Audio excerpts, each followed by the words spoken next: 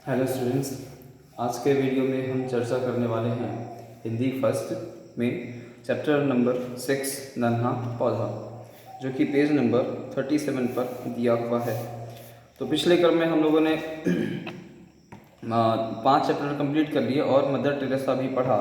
अब इसके अंतर नन्हा पौधा, यह एक प्रकार की कविता है जिसे हमें पढ़ना है और जिसको लिखा है वेंकटेश्वर चंद्र पांडे जी ने, इसके लेखक हैं। तो एक नन्हा पौधा, यह टाइटल है, यह पाठ का नाम है। इस पाठ में एक नन्हे पौधे से, एक बीज से विनती की जाती है, प्रार्थना करते हैं। कौन? लिखने वाले लेखक प्रार्थना करते हैं। उन्होंने ऐसा चित्रण प्रस्तुत किया है इस कविता के माध्यम से कि सूर्य है, पवन है, माने हवा, ये दोनों ही एक बीज से, धरती के अंदर निहित जो छुपा हुआ है बीज, उस बीज से, उस तत्व से प्रार्थना करते हैं, विनती करते हैं कि यह संसार देखो कितना चमत्कारित है, इस संसार में क्या नहीं उपलब्ध है, चाहे वो मानव के लिए हो, चाहे पशुओं के लिए हो, या प्रकृति के लिए, स्वयं के लिए हो। तो बहुत सारी चीज़ें इस संसार में उपलब्ध हैं। उन सभी का आनंद उठाने के लिए, उन सभी का दर्शन करने के लिए, उन सभी को और प्रफुल्लित करने के लिए और अपना जीवन सफल बनाने के लिए विनती करते हैं। किससे? एक बीज से। कविता पहले पढ़ते हैं पूरा, उसके बाद इसका अर्थ समझेंगे। एक बीज था गया बहुत ही गहराई में बोया, एक बीज था गया बहुत ही गहराई में बोया, उसी बीज के अंतर में था नन्हा पौधा सोया। एक बीज था गया बहुत ही गहराई में बोया, उसी बीज के अंतर में था नन्हा पौधा सोया। उस पौधे को मंद पवन ने आकर पास जगाया, नन्ही नन्ही बूंदों ने फिर उस पर जल बरसाया।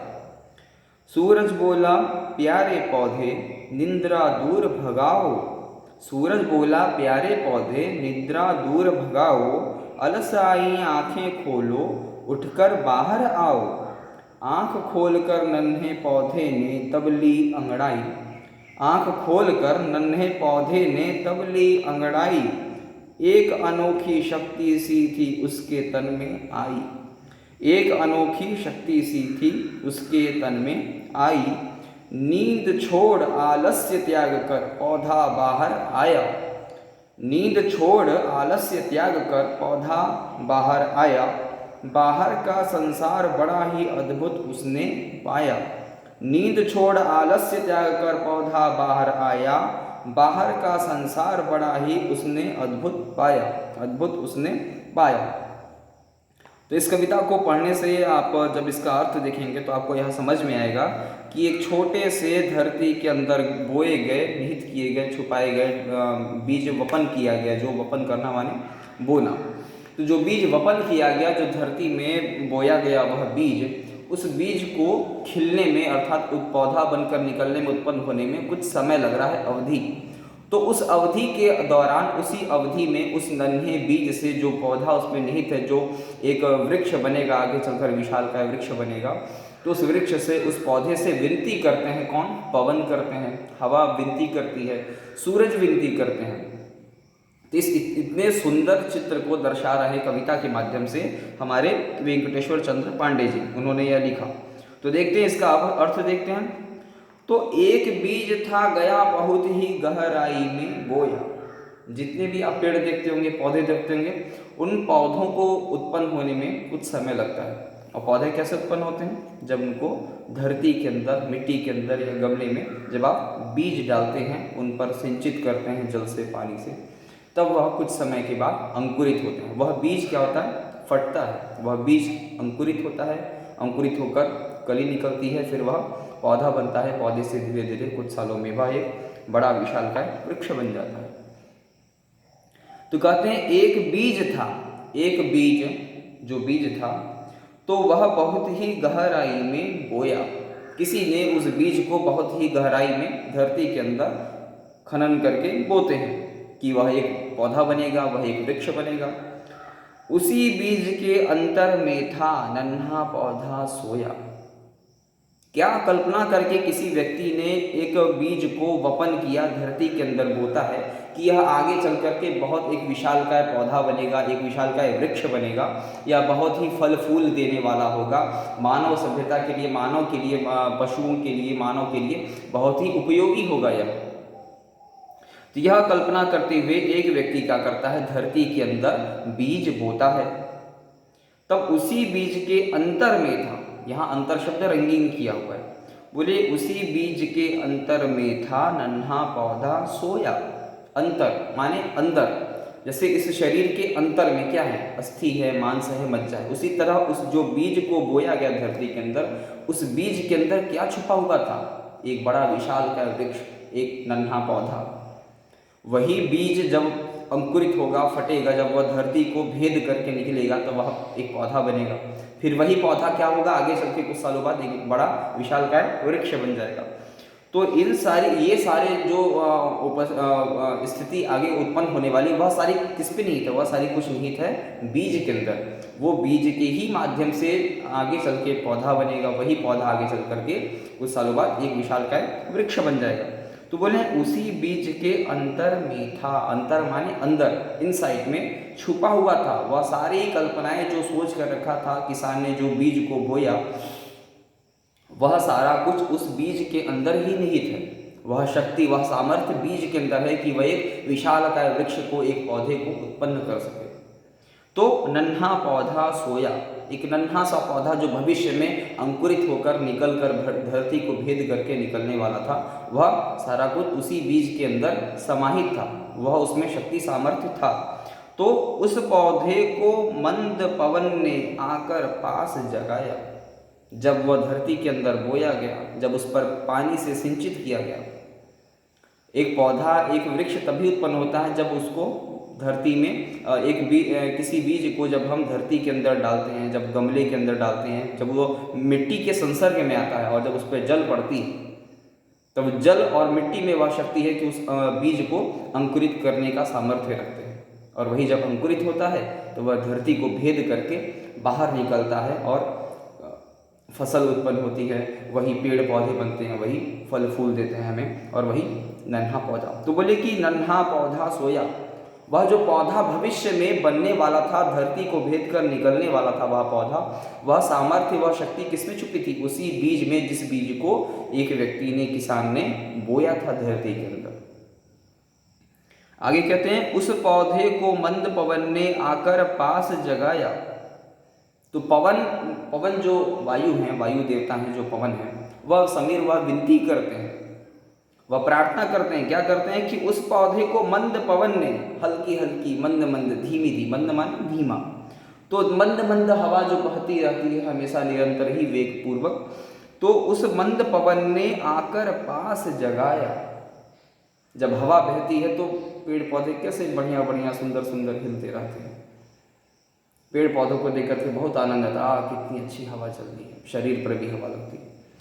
तो उस मंद पवन, मंद माने धीमे धीमे चलने वाले पवन ने, हवा ने क्या किया, आकर पास जगाया। वह आकर उसको छूते हुए चला जाता है। जैसे हम कभी सो रहे हों और हमें कोई आकर हिलाकर शरीर जगाने लगे तो हम जग जाते हैं। तो उसी तरह वही उसको, जो पौधा निहित है, जो पौधा छुपा हुआ है उस बीज के अंदर, वह पवन आते हैं, उसको स्पर्श करते हुए, छूते हुए जाते हैं, जगाते हुए जाते हैं, उससे प्रार्थना करते हैं, उसको हिलाते हुए, छूते हुए जाते हैं कि हे पौधे, तुम जो विशाल का वृक्ष बनने वाले हो, जो पौधे बनने वाले हो, बीज, उस बीज को स्पर्श करते हुए जाते हैं, उससे विनती करते हैं कि तुम अब जगो, तुम्हारे उत्पन्न होने का, तुम्हें अंकुरित होने का, तुम्हारे जग जाने का अब काल, समय आ चुका है। आगे, नन्ही नन्ही बूंदों ने फिर उस पर जल बरसाया। जब तक पानी नहीं पड़ेगा, जब तक वह बीज मिट्टी के अंदर बोया न जाए और उस पर जल से सिंचन माने सींचा न जाए, तब तक वह बीज अंकुरित नहीं हो सकता, वह कभी पौधा नहीं बनेगा, वह कभी वृक्ष नहीं बनेगा।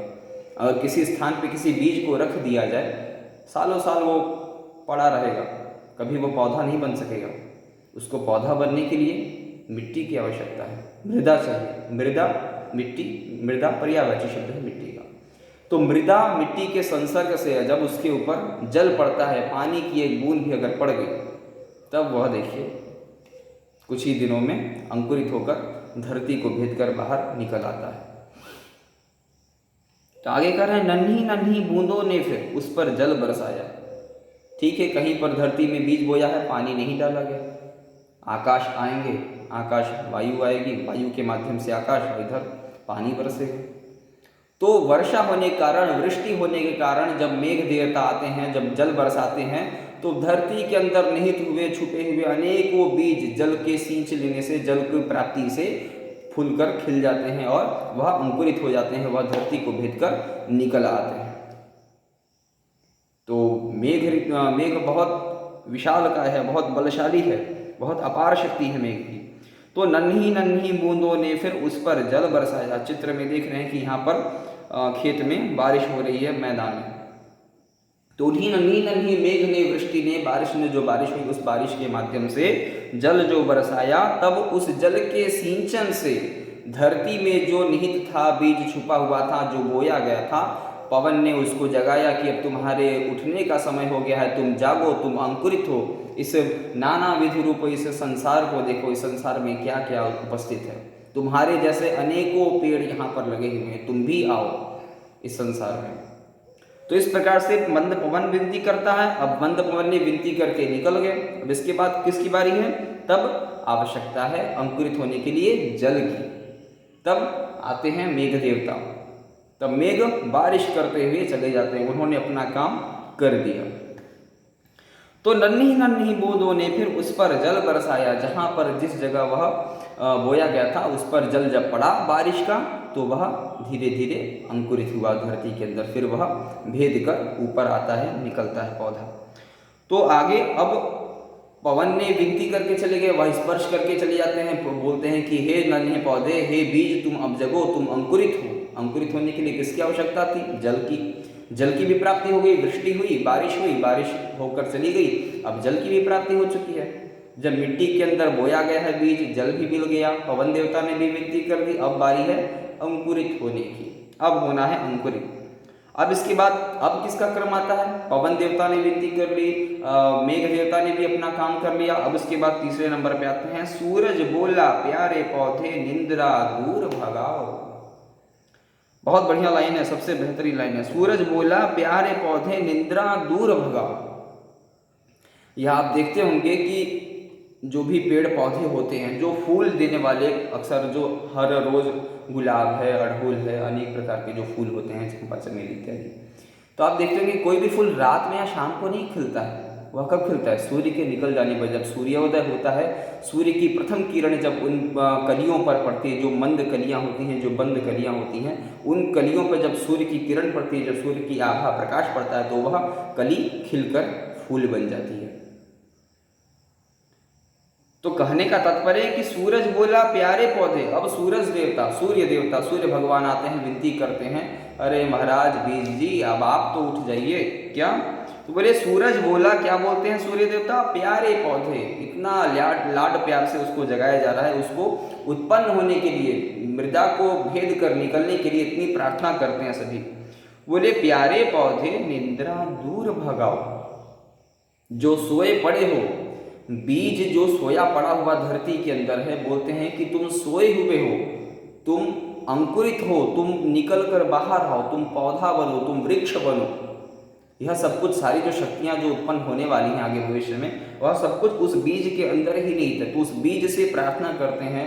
पवन प्रार्थना किए, वृष्टि भी हो गई। अब सूर्य देवता प्रार्थना करते बोले कि निंद्रा दूर भगाओ, तुम उत्पन्न होकर बाहर आओ तो सही, तुम मृदा को भेद कर ऊपर आओ तो सही, फिर देखो मैं तुमको प्रतिदिन अपने प्रकाश से सिंचन करूंगा, तुमको सेचन करूंगा, प्रतिदिन अपनी रोशनी शक्ति प्रदान करूंगा। और पौधे की सबसे बड़ी शक्ति निहित होती है सूर्य में।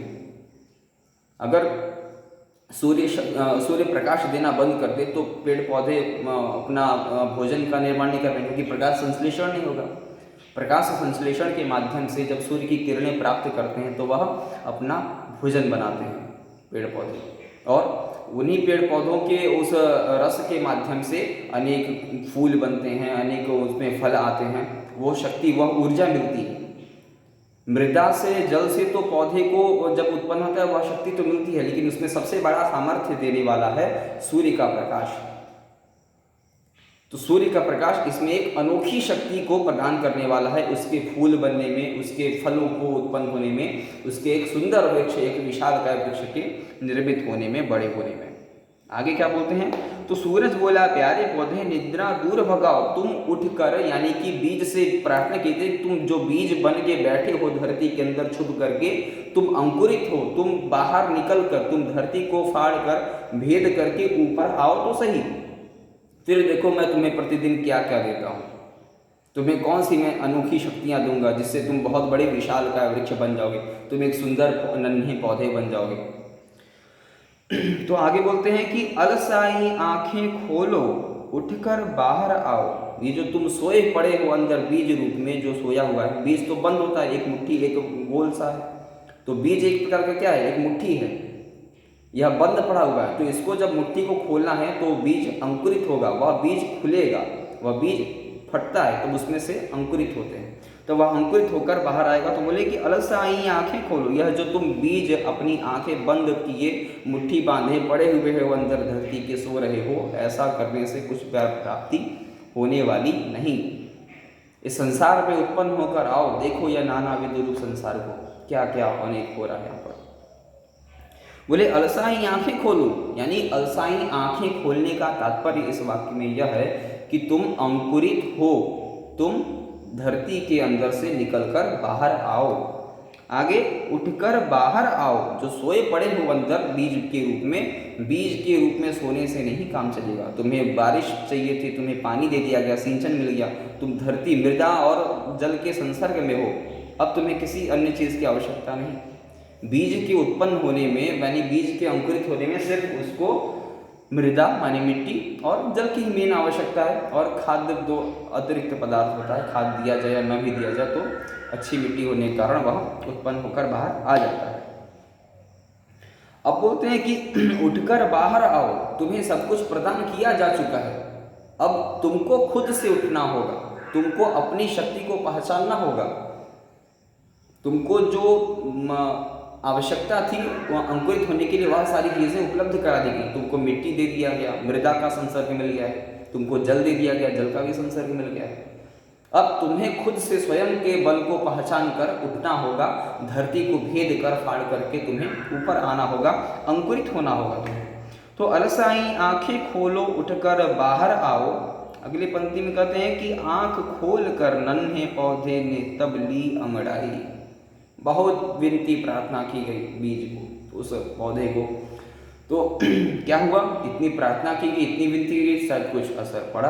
क्या असर हुआ, जैसा कि आपको प्रतिदिन असर पड़ता होगा, घर वाले रोज उठाते होंगे, जगाते होंगे सुबह उठने के लिए, कभी नींद नहीं खुल रही है, तो आगे बोलते हैं आंख खोल कर नन्हे पौधे ने तब ली अंगड़ाई।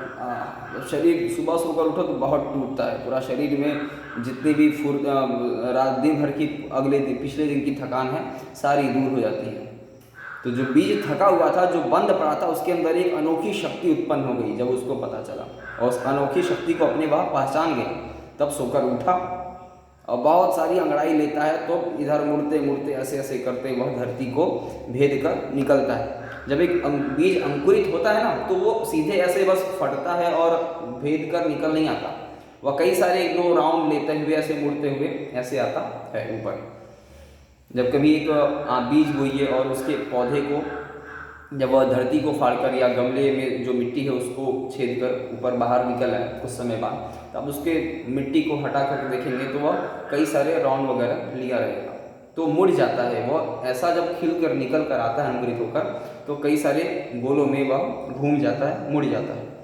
आगे बोलते हैं कि तब ली अंगड़ाई, वह ऐसा उठ करके आता है, जैसे हम लोग सो कर उठते हैं तो अंगड़ाई लेते हैं, तो उसी तरह वो भी अंगड़ाई लेते हुए उसके मुड़ कर निकलने को, उसके राउंड हो करके निकलने को कवि ने कहा कि वह अंगड़ाई ले करके आ रहा है। कितनी सुंदर साम्यता बताई जा रही है, देखिए आगे बोले एक अनोखी शक्ति सी उसके तन में आई, सॉरी, तो एक अनोखी शक्ति सी उसके तन में आई। जब इतना प्रार्थना किया गया, उसको इतना बताया गया, तुम्हारे पास यह शक्ति है, तुमको यह सामर्थ्य है, तुम ऐसा बन सकते हो, तुम ऐसा बन सकते हो, तुम पौधे बन सकते हो, तुम विशालकाय वृक्ष बन सकते हो, तुम सुंदर सुंदर फूल देने वाले हो, तुम सुंदर सुंदर बढ़िया बढ़िया अच्छे अच्छे फल देने वाले हो, तुम्हारे द्वारा कई सारे पशुओं का, मानवों का कल्याण होगा। तब क्या हुआ? तो एक अनोखी शक्ति सी उसके तन में आई। जब उसे ऐसा बात पता चला तब वह मिट्टी और जल के संसार के आने से अंकुरित हुआ, फाड़ कर और मृदा को भेद करके, पृथ्वी को छेदन करके बाहर निकलता है। तो एक अपनी शक्ति को वह पहचानता है, वह जान जाता है कि मेरे अंदर क्या सामर्थ्य है, मैं उत्पन्न होकर, बड़ा होकर के क्या क्या कर सकता हूँ। आगे तो बोले कि एक अनोखी शक्ति सी उसके तन में आई। तन माने शरीर, वही जो बीज का जो शरीर है, जो बीज भाग है, जो बीज है वह उसका शरीर है उस पौधे का। तो उसके तन में, उसके शरीर में, तन माने शरीर, बॉडी, तो उसके बॉडी में, उसके शरीर में एक अनोखी शक्ति सी आ जाती है, एक ऊर्जा सी आ जाती है। तो उसी ऊर्जा के माध्यम से, जल के द्वारा और जब मिट्टी के द्वारा जो ऊर्जा मिली, जो संसर्ग मिला है, वो एक दूसरे का संपर्क मिला है, उस संसर्ग के माध्यम से वह मृदा को भेद कर ऊपर आता है, वह अपनी शक्ति को पहचानता है। आगे क्या कहते हैं? तब नींद छोड़ आलस्य त्याग कर पौधा बाहर आया। जब पता चला कि हमारे पास तो इतनी बलशाली शक्ति है, हम ऐसा कर सकते हैं, ऐसा कर सकते हैं, तो पौधा नींद छोड़कर, तब उसने नींद को छोड़ दिया। तब नींद छोड़ देने का यहाँ पर तात्पर्य है कि वह जो बीज सोया पड़ा था, जो बीज बंद था, वह मिट्टी और जल के संसर्ग से अब वह बीज फट चुका है, अंकुरित हो चुका है। फट जाना माने अंकुरित हो गया। तो वह बीज अंकुरित हो जाना ही उसको नींद से उठ जाने के समान तुलना की गई है, समानता बताई जा रही है। तो बीज का वपन हो, बीज का क्या नाम है, अंकुरित होना कहते हैं नींद से उठने के बराबर मनुष्य के समानता बताई जा रही। आलस्य त्याग कर, वह आलस्य को छोड़ दिया, अब अपने कार्य में निरंतर वृद्धि कर रहा है, बढ़ रहा है। अब हर रोज वह कुछ न कुछ उस पर नई नई पत्तियां, नई नई शाखाएं उसमें निकलती रहेंगी, वह पौधा बड़ा बड़ा धीरे धीरे बड़ा होता जाएगा। तो नींद छोड़ आलस्य त्याग कर, आलस्य को त्याग दिया, अब वह सोया पड़ा नहीं है, अब वह बीज अंकुरित हो चुका है। और जब बीज अंकुरित हो गया तो उसने नींद छोड़ दिया, आलस्य छोड़ दिया, वह कार्य की ओर, अपने वृद्धि की ओर क्रम में एक विशालकाय वृक्ष की प्राप्ति के लिए वह अब बढ़ चला है, निकल चुका है।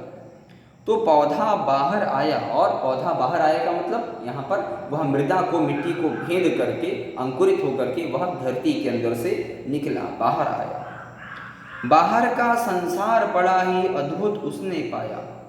पहले ही कहा गया था, ऊपर की लाइन में बताए थे, पवन ने उसको विनती की थी, तुम बाहर आओ तो सही, देखो तो सही, इस संसार में तुम्हारे जैसे कितने नन्हे नन्हे पौधे हैं, बड़े बड़े विशालकाय वृक्ष हैं, तुम उनसे प्रेरणा लो, वो कैसे काम करते हैं, उनके समान तुम भी अच्छे फल देने वाले, फूल देने वाले, ऐसा कार्य करने वाले बनो।